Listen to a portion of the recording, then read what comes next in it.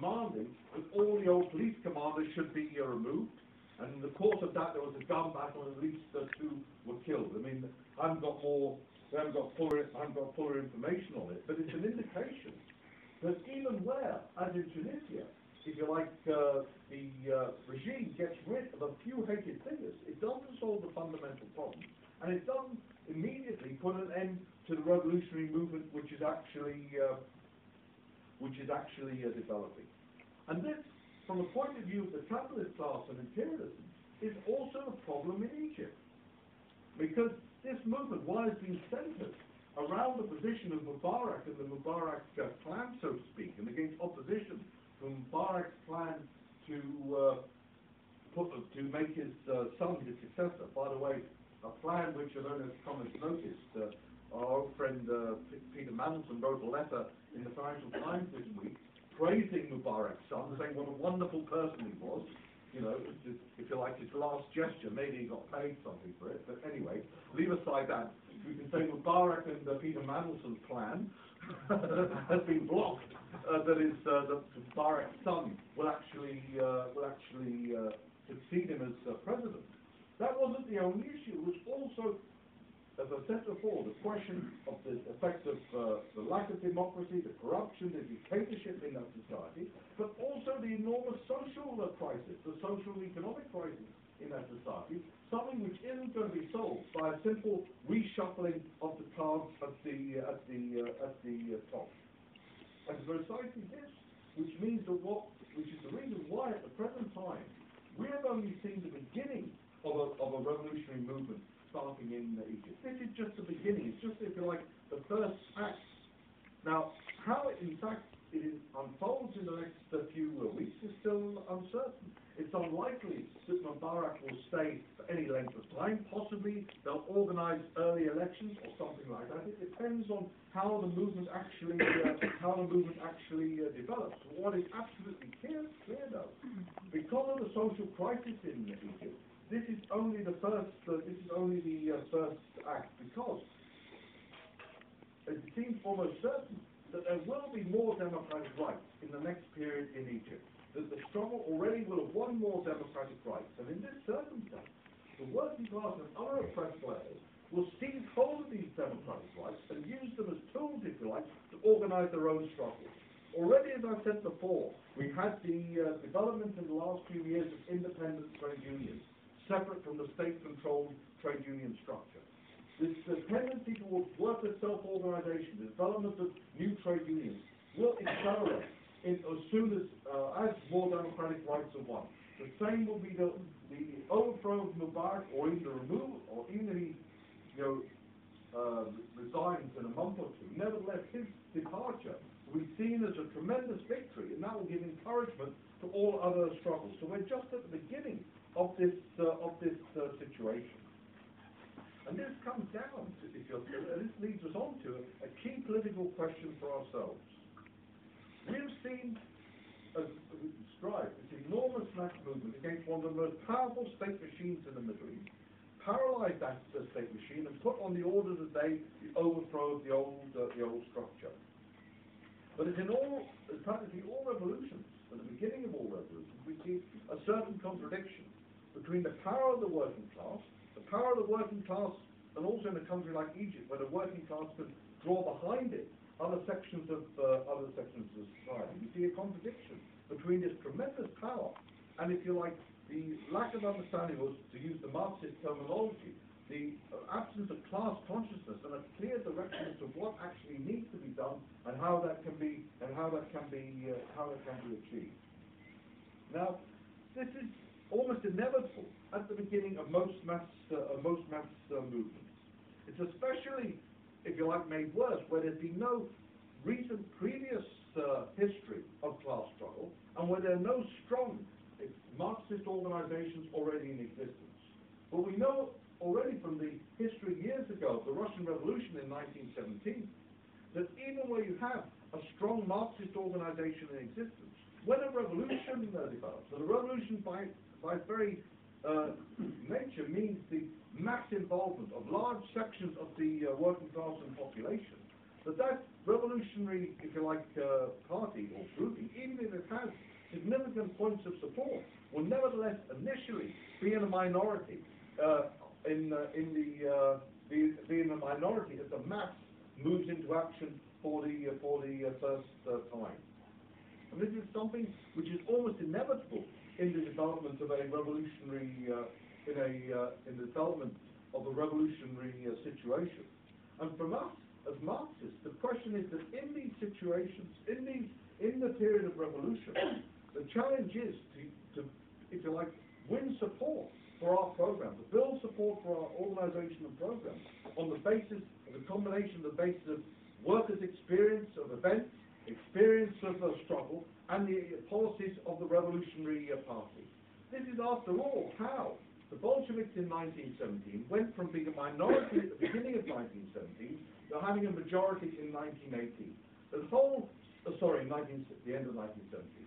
The whole history of what happened during the Russian Revolution is very important, not simply from an historical point of view, but from the point of view of seeing how a relatively small force can win a majority support inside the working class and inside the country on the basis, as I said, of events, experiences, and programs.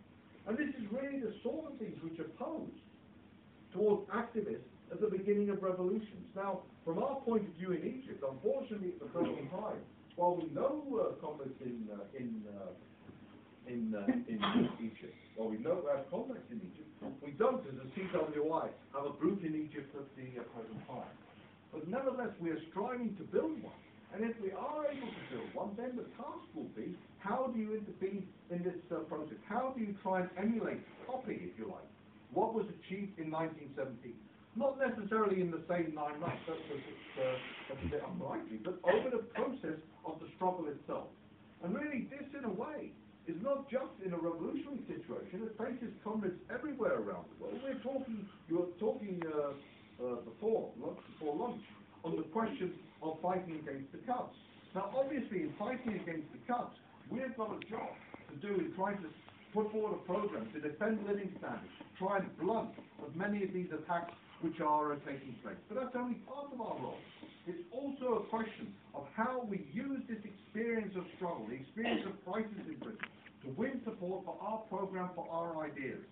It's, it's combined. It's not one against the other. We're not cynically just exploiting the Cubs which are taking place. We've got to fight to prevent these, many of these attacks as possible. But at the same time, to use it to explain what is happening in Britain and what is the way out. And this, if you like, this method, it's the question, or this task, is something which is posed even more sharply in a country like Egypt at the present time. Now, obviously, each country has its own particular characteristics, its own particular history. We can say that there are generally some issues which face the working class movement around the world at the present time.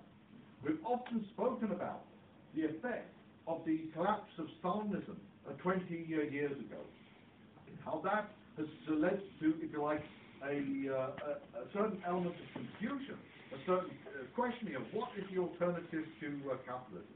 Certainly, it had an effect in the Middle East, as in other sections of the world. At one stage, the old Soviet Union had a certain attraction in the Middle East. Many countries in the Middle East called themselves socialists. It didn't mean that they were Stalinists. It didn't mean that actually broken with capitalism, but it reflected, if you like, the pressure from below, the anti-imperialism, and also the, if you like, illusions in the Soviet Union that was the way forward. And many leaders, including in Egypt, if you like, in the 1950s, if you like, for that, they described themselves as socialists. In fact, in Egypt, it was often called Arab socialism in this sense.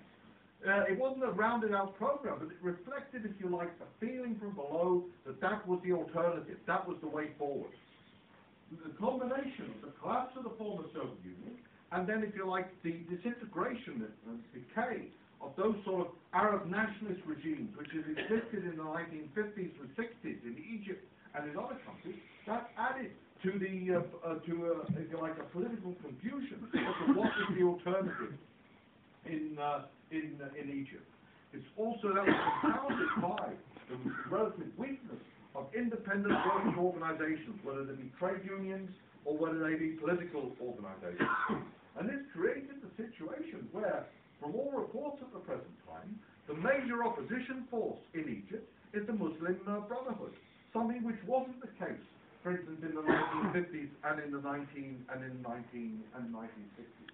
A Muslim Brotherhood which has got tensions within it. We're not really clear how it operates. Certainly, one of its bases of support, it had a wide range of social organisations. It does social work in many areas. It's part of the way in which it sinks roots and builds support. But fundamentally, as well as being obviously by its name religious, in this case an Islamic organisation, it's also a deeply conservative organisation whose leadership, for instance, were conspicuous by their absence in the recent struggles which have taken place.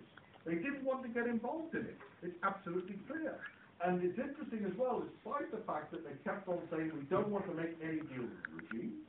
It turned out yesterday they started negotiating with the vice president, and then we've just heard the news. We have to be careful on the most latest news. Things can, we can't believe automatically everything we first hear, on the internet or on the TV. But nevertheless, it is likely that the leaders of it will be involved in some kind of body with the government.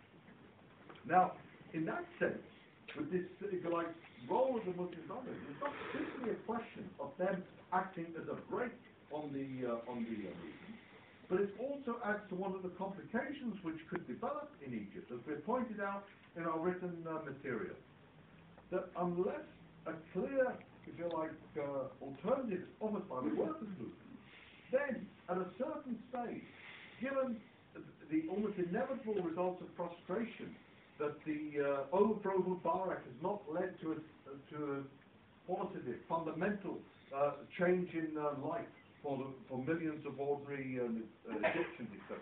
A feeling of frustration of where society is going. If there is no alternative offered by the workers' movement, the religious organisations, maybe the Muslim Brotherhood, or maybe others, I don't want to pin ourselves just on one particular organisation, but it's the possibility that religious-based organisations would actually gain support, offering a way out, offering a solution. Now, these are some of the dangers which face the question of the revolution in Egypt at the present time. Now, from our point of view, the comments have looked at what we put forward on our website.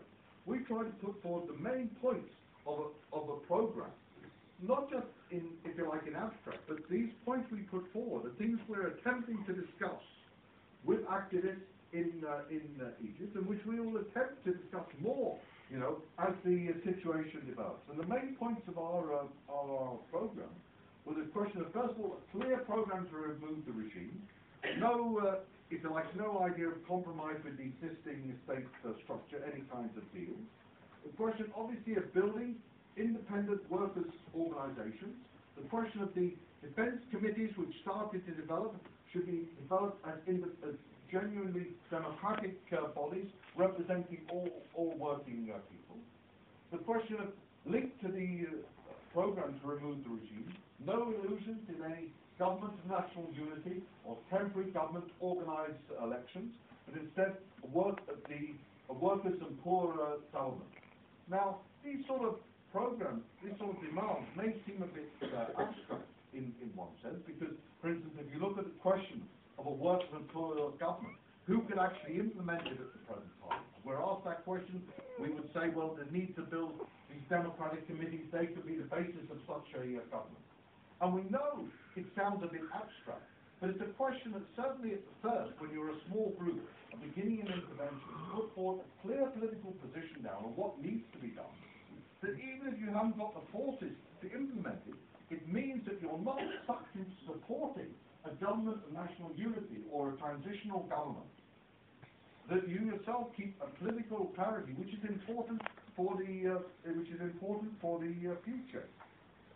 And linked to that, the general question of the need to transform society, to transform Egypt, to end capitalism, and to explain the role that the working class has to play in that. Not just the working class on its own, but especially in a country like Egypt, the working class leading the rest of the poor, the rest of the nation in such a struggle.